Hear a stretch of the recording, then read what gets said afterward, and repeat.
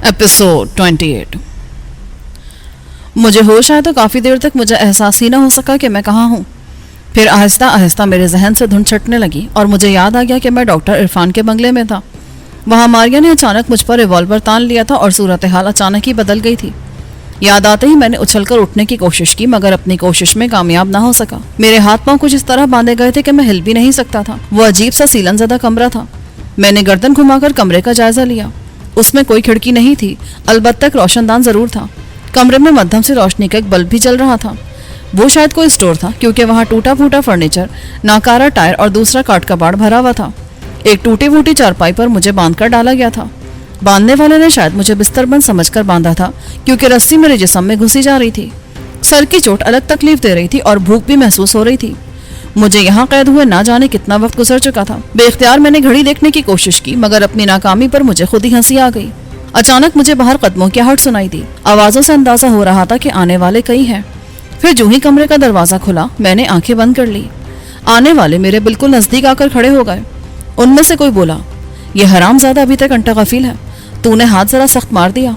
मैंने तो हाथ नरम ही रखा था इसकी बॉडी के हिसाब से। किसी ने भारी आवाज में जवाब दिया, अच्छा अब इसे उठा के ले चलो उस्ताद के पास। यार ये बड़ी मुसीबत है, मैं फिर उठाऊं उस 2.5 मन की लाश को। इस मरदूद की जान देखो और इसका बेहोश होना देखो।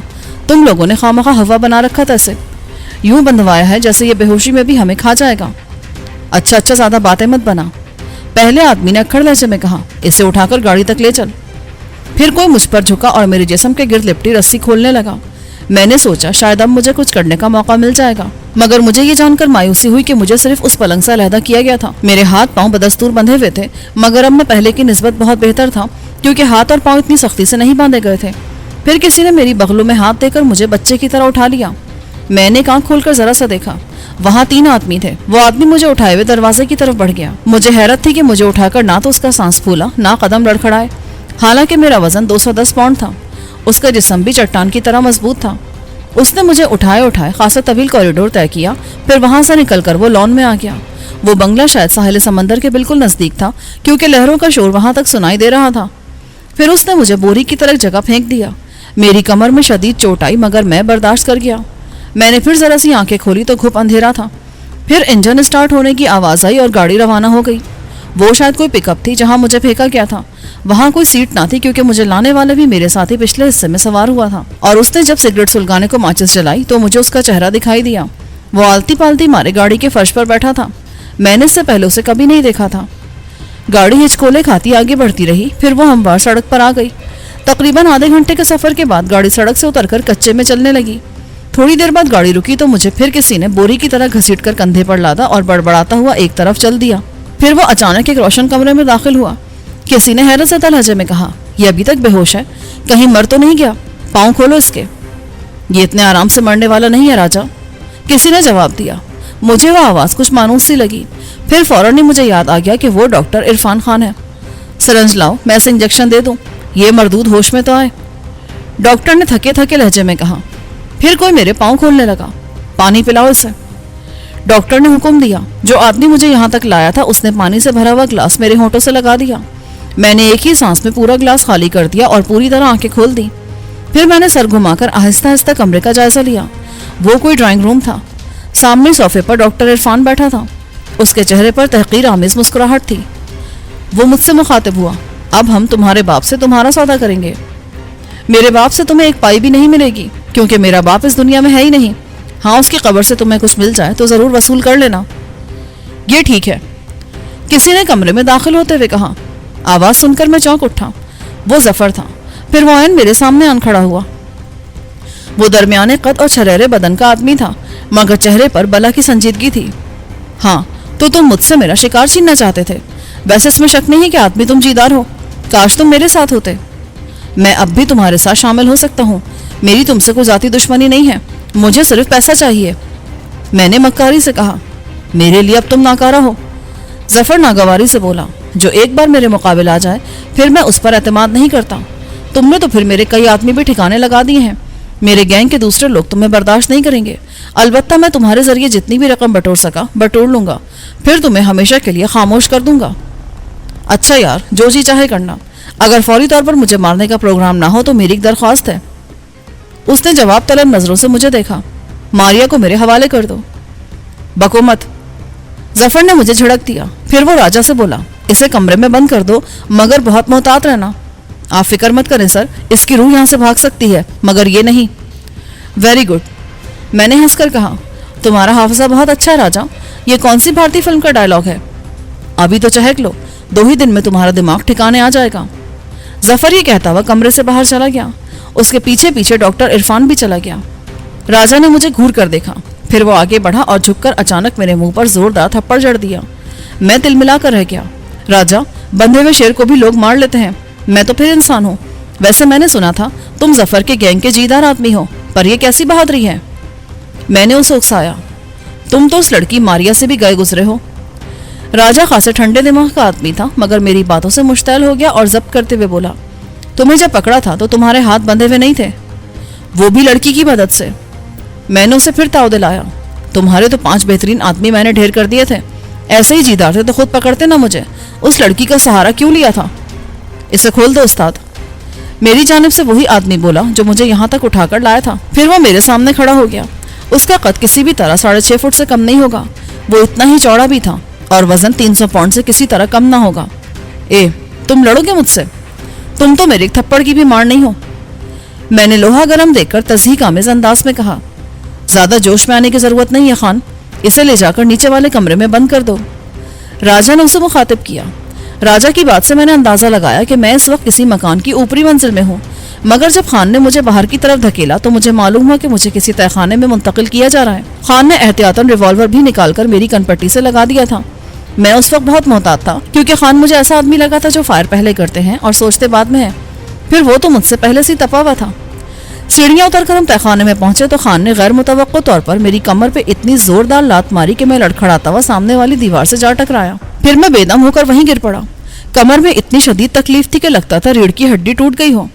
دیوار سے ٹکرانے کی چوٹ الگ تھی. ایک لمحے کو تو میرا دماغ معاف ہو گیا. میں نے اٹھنے کی کوشش کی مگر مجھ سے ہلا بھی نہ گیا. میں نے بمشکل تمام گردن گھما کر پیچھے کی طرف دیکھا. خان کھڑا ہوا بے تحاشا ہنس رہا تھا. پھر وہ ہنستے ہنستے بولا, مجھ سے مقابلہ کرے گا؟ یہ کہہ کر وہ دھپ دھپ کرتا سیڑھیاں چڑھ گیا. آہستہ آہستہ میری حالت سنبھل رہی تھی. میں پوری قوت مجتمع کر کے اٹھ بیٹھا. ایسا کرتے ہوئے مجھے شدید تکلیف ہوئی تھی. پھر حالت ذرا سنبھلی تو میں دیوار کا سہارا لے کر اٹھ کھڑا ہوا. میں نے کمرے کا جائزہ لیا. وہ خاصا بڑا تھا اور کوئی کھڑکی نہ ہونے کے باوجود گھٹن کا احساس نہ ہوتا تھا. کمرے میں ایک طرف ایک بیڈ بھی تھا. میں نے سیڑھیوں سے اوپر کمرے کے دروازے کی طرف دیکھا.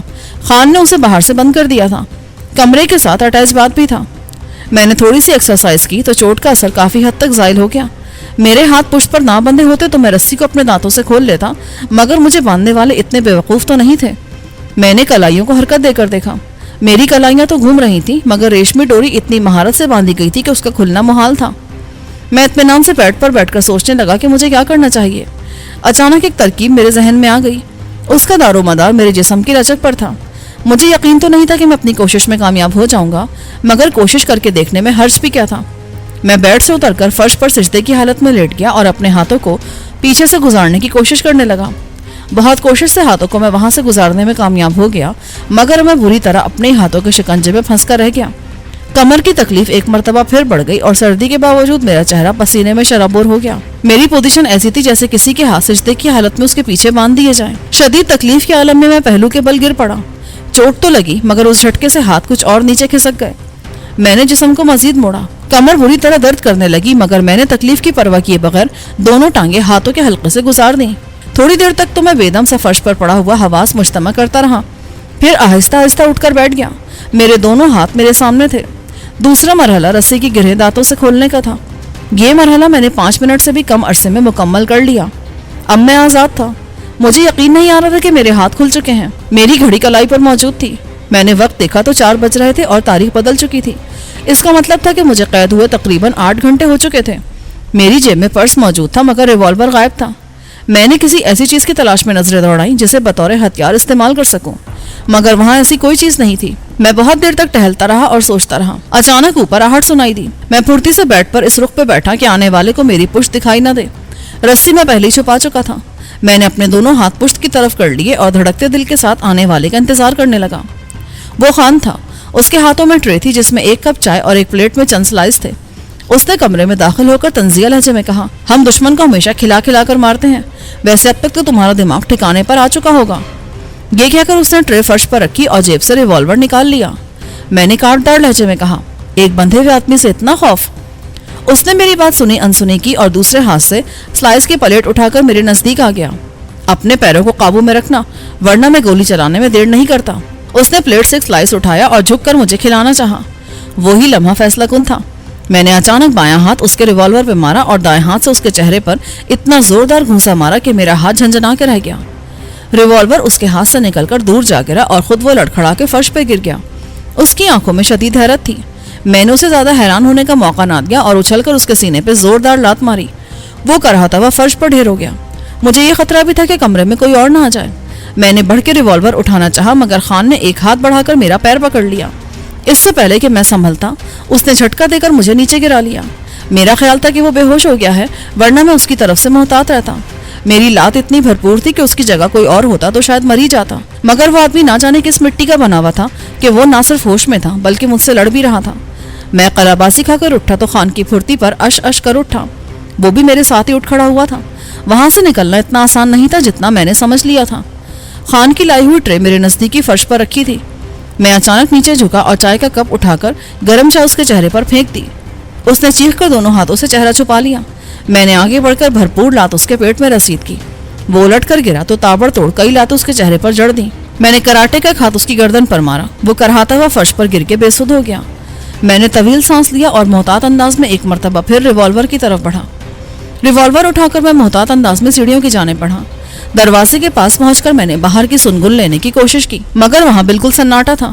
میں نے آہستہ سے دروازہ کھولا اور باہر نکل آیا۔ وہ کسی بنگلے کا کوریڈور تھا۔ میں دبے قدموں آگے بڑھا۔ ایسا لگ رہا تھا جیسے پورا بنگلہ ویران ہو اور وہاں خان کے سوا کوئی موجود نہ ہو۔ کوریڈور میں ایک قطار میں کئی کمرے تھے جن کے دروازے بند تھے۔ میں پھونک پھونک کر قدم رکھتا آگے بڑھ رہا تھا۔ اچانک ایک کمرے کا دروازہ کھلا اور دو آدمی ریوالور تانے میرے سامنے آ گئے۔ میں نے پھرتی سے یکے بعد دیگرے فائر کیے اور یہ دیکھے بغیر کہ وہ زندہ ہے یا مر گئے پوری قوت سے باہر بھاگا۔ فائرنگ کی آواز سے گویا وہاں قیامت برپا ہو گئی۔ دھڑا دھڑ کمروں کے دروازے کھلنے لگے مگر میں اس وقت تک کوریڈور عبور کر کے لان میں پہنچ چکا تھا۔ وہ لان ایسا نہیں تھا کہ وہاں چھپا جا سکتا کیونکہ وہاں نہ تو کوئی درخت تھا اور نہ ہی گھنی جھاڑیاں۔ میں پھرتی سے بائیں جانب گھوما اور عمارت کی پشت پر پہنچ گیا۔ وہاں نیم کا گھنا درخت موجود تھا۔ میں بجلی کسی تیزی سے اس درخت پر چڑھ گیا۔ اس کی شاخیں برابر والے بنگلے کی چھت تک پہنچ رہی تھیں۔ اس سے پہلے کہ میں دوسری چھت پر کودتا میرا پیچھا کرنے والے درخت کے نیچے پہنچ گئے۔ ان میں سے کسی نے گرجدار آواز میں کہا، نیچے آ جاؤ ورنہ کتے کی موت مارے جاؤ گے۔ میں نے نیچے دیکھا تو مجھے بہت سے آدمی دکھائی دیے۔ ان سب کے ہاتھوں میں ریوالور یا رائفلیں تھیں۔ ان میں سے کوئی کسی بھی لمحے مجھ پر فائر کر سکتا تھا۔ میں نے طویل سانس لیا۔ میری تمام جدوجہد رائے گا گئی تھی۔ ریوالور پھینک دو، اسی آدمی نے سخت لہجے میں کہا۔ ہمارے 7 آدمیوں کا خون تمہاری گردن پر ہے اور 8واں بھی مردوں سے بدتر ہے۔ میں 10 تک گنوں گا، پھر تم نیچے نہ آئے تو تمہاری لاش نیچے آئے گی۔ یہ کہہ کر وہ گنتی گننے لگا۔ میں کافی حد تک سنبھل چکا تھا اور میرا ذہن تیزی کے ساتھ کام کر رہا تھا۔ میں نے سوچا مرنا تو ویسے بھی ہے، پھر کیا ضروری ہے کہ ان کی قید میں ہی دم توڑا جائے۔ اس دفعہ اگر میں ان کے قابو میں آ جاتا تو جیتے جی نکلنا ناممکن تھا۔ خوش قسمتی بار بار کسی کا ساتھ نہیں دیتی۔ یہی سوچ کر میں نے آسان موت قبول کرنے کا فیصلہ کیا اور غیر محسوس طریقے سے ساتھ والے مکان کی چھت کو دیکھا۔ وہ 5 تک ہی پہنچا تھا کہ میں نے بلند آواز میں کہا، میں نیچے آ رہا ہوں۔ یہ کہہ کر میں نے یوں ظاہر کیا جیسے میں نیچے اترنے کا ارادہ کر رہا ہوں۔ پھر اچانک ہی میں نے 7 والی چھت پر چھلانگ لگا دی۔ ایک ساتھ کئی فائر ہوئے مگر خوش قسمتی سے کوئی گولی مجھے نہ لگ سکی۔ میں پیچھے دیکھے بغیر آگے کی طرف اندھا دھند بھاگتا چلا گیا۔ وہ خاصا وسیع اور اس بنگلہ تھا اور اس کے لان میں قطار سے درخت لگے ہوئے تھے۔ چھت کا اختتام ایک زینے پر ہوا اور میں سوچے سمجھے بغیر زینہ اتر گیا۔ اترتے ہوئے تڑا تڑ کئی فائروں کی آوازیں گونجی مگر اس دفعہ بھی میں محفوظ رہا۔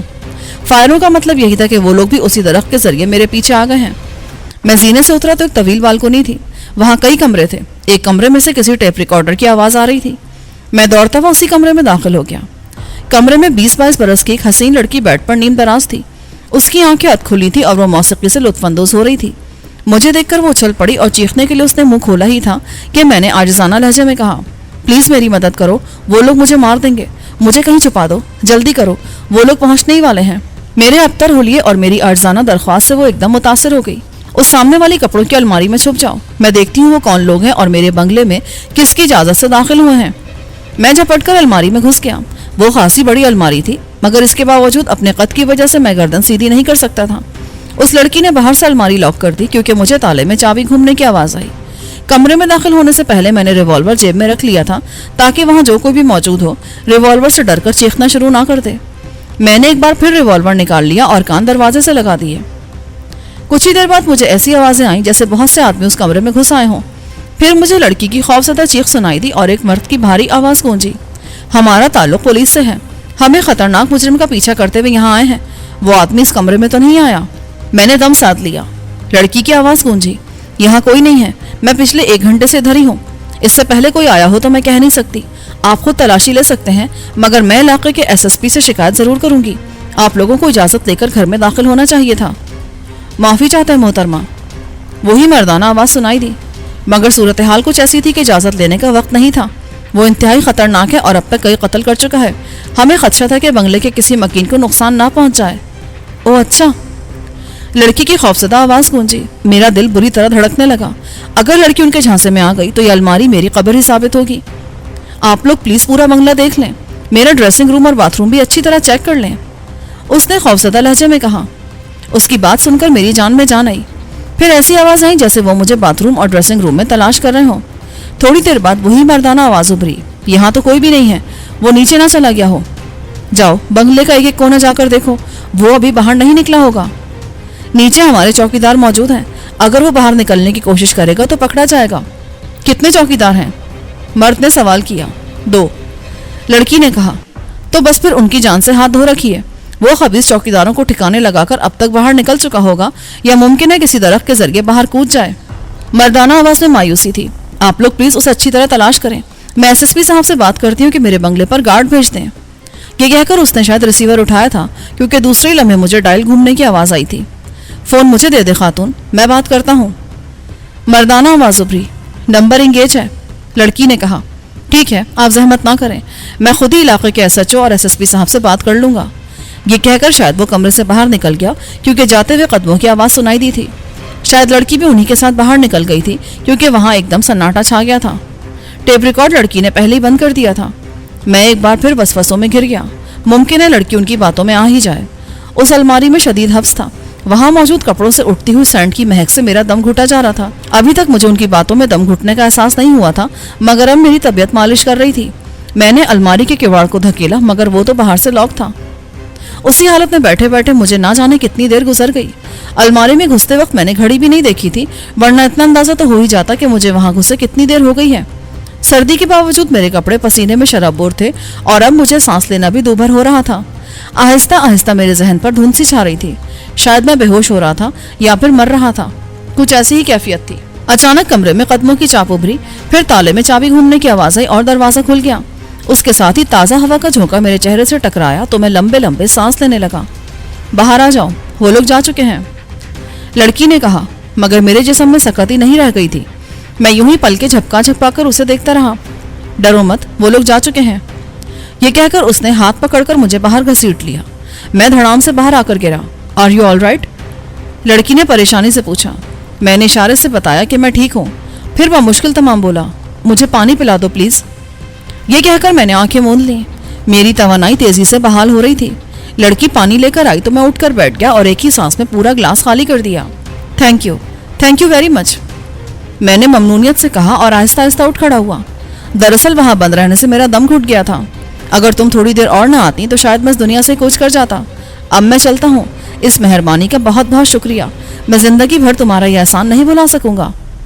अभी बाहर ना निकले, मुमकिन है वो लोग आपकी ताक में बैठे हो। थोड़ी देर और रुक जाएं। आपने तो अपना तारुफ भी नहीं कराया।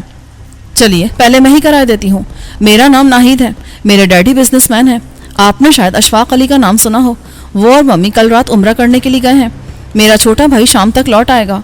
घर में 2 चौकीदार, एक आया, एक खानसामा और 2 मुलाजमीन हैं। सब पहली मंजिल पर हैं। फिर वो मेरी तरफ यूं देखने लगी जैसे कह रही हो कि अब तुम्हारी बारी है। मैं कामरान हूँ, यूनिवर्सिटी का स्टूडेंट हूँ। वहाँ इलेक्शन हो रहे हैं।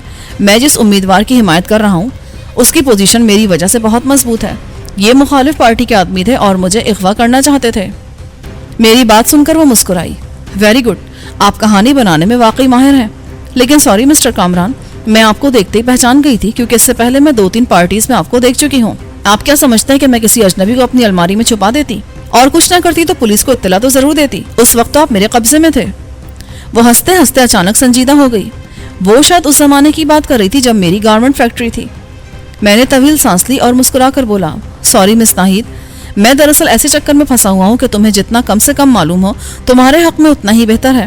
میں نے ایک ایسے آدمی سے ٹکر لے لی ہے جو مجھے زمین کی تہ سے بھی نکال سکتا ہے۔ اس کا ایک ہی حل ہے، یا تو وہ آدمی زندہ رہے گا یا میں۔ وہ اتنا بااثر ہے کہ شہر کی انتظامیہ بھی اس کے آگے بے بس ہے۔ یوں سمجھ لو قانون ہم دونوں میں سے کسی کی مدد نہیں کر سکے گا، ہمیں اپنے معاملات خود ہی نمٹانا ہوں گے۔ میرے ساتھ ڈرا بیک یہ ہے کہ میرے 2-3 ساتھی ہیں اور میرے دشمن کے پاس بے شمار آدمی ہیں۔ اس کا ایک نمونہ تو تم نے ابھی دیکھ ہی لیا ہے۔ وہ حیرت سے آنکھیں پھاڑے میری باتیں سن رہی تھی۔ اب مجھے چلنا چاہیے۔ ہاں میں یہ پوچھنا تو بھول ہی گیا کہ یہ علاقہ کون سا ہے؟ یہ علاقہ نارتھ ناظم آباد کا ہے، بلاک ہے، مگر آپ ذرا اپنا حلیہ تو دیکھیں، اس نے تضحیک آمیز لہجے میں کہا۔ بکھرے ہوئے بال، میلے کپڑے اور پیروں میں جوتے نہیں، اپنا حلیہ درست کر کے اور کچھ کھا پی کر جائیں۔ اتفاق ہے کہ میں جلدی اٹھ گئی، ورنہ میں 9 بجے سے پہلے بستر نہیں چھوڑتی۔ یہ بھی ایک طرح سے اچھا ہی ہوا، ورنہ آپ کو میرا کمرہ بھی بند ملتا تو آپ سیدھے نیچے جاتے اور چوکیدار آپ کو پکڑ کر ان لوگوں کے حوالے کر دیتا۔ آپ یہاں بیٹھیں، میں آپ کے لیے کافی بنا کر لاتی ہوں۔ یا ایسا کریں، یہ برابر والا کمرہ خالی ہے، اس میں چلے جائیں، وہ میرے چھوٹے بھائی کا ہے، ممکن ہے اس کا جوتا آپ کے پیر میں فٹ آ جائے، وہاں آپ کو شیف کا سامان بھی مل جائے گا۔ میں نے بے اختیار اپنے چہرے پر ہاتھ پھیرا تو مجھے احساس ہوا کہ ان لوگوں نے میری خوبصورت سی فرینچ کٹ داڑھی مونڈ دی تھی، شاید میری شناخت کے لیے۔ آئیے میرے ساتھ۔ میرے چھوٹے بھائی کا نام خالد ہے اور وہ کرکٹ میچ کھیلنے لاہور گیا ہوا ہے، ممکن ہے شام تک آ جائے، اسے گئے ہوئے 1 ہفتہ ہو گیا ہے، اس نے آج آنے کے لیے کہا تھا۔ میں اس کے پیچھے پیچھے چل دیا، وہ مجھے برابر والے کمرے میں چھوڑ کر چلی گئی۔ میں نے دروازہ لاک کیا اور باتھ روم میں جا کر سب سے پہلے شیو کیا، پھر گرم پانی سے نہانے کے بعد میں فریش ہو گیا۔ میں نے خالد کے کپڑے دیکھے مگر وہ سب میرے سائز کے نہیں تھے، البتہ چمڑے کی ایک چپل پھنسا کر میرے پاؤں میں آ گئی۔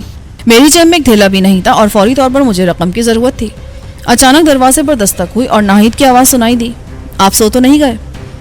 میں نے دروازہ کھولا تو وہ ٹرے لیے میرے سامنے کھڑی تھی، اس میں کافی کے ساتھ ساتھ فرائی کیے ہوئے انڈے اور سلائس بھی تھے۔ ناہید نے ٹرے ٹیبل پر رکھی اور کرسی کھسکا کر بولی، اب جلدی سے ناشتہ کر لیں ورنہ کافی ٹھنڈی ہو جائے گی۔